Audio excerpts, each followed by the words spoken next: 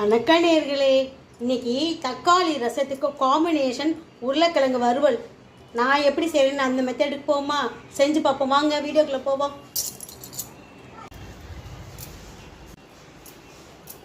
3 spoon எண்ணெய் ஊற்றிருக்கேன், கடுகை போட்டிருக்கேன், கருவேப்பிலையை போட்டிருக்கேன்,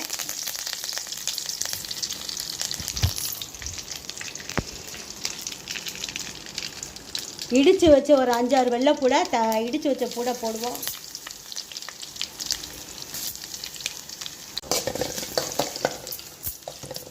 வெள்ளைப்பூடு அப்புறம் இதாகிடுச்சு, வதங்கிடுச்சு. நம்ம கட் பண்ணி வச்சுருக்க உருளைக்கிழங்கை போடுவோம். மஞ்சப்பொடி போடுவோம், உப்பு போட்டுக்கிடுவோம், ஒரு 1/4 ஸ்பூன் மிளகு பொடியை போட்டுக்கிடுவோம், 1/2 ஸ்பூன் சோம்பு பொடியை போட்டுக்கிடுவோம், 1 ஸ்பூன் மிளகா பொடியை போட்டுக்கிடுவோம். அமுட்டையும் கிண்டுவோம்.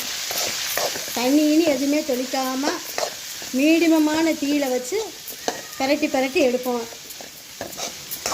இதிலே நம்ம வேக வைப்போம்.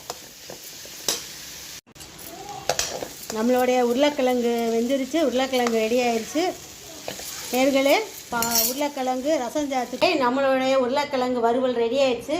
இது ரசம், தக்காளி ரசத்துக்கு சூட்டபுளாக இருக்கும், சாம்பார் சாதத்துக்கு சூட்டபுளாக இருக்கும்.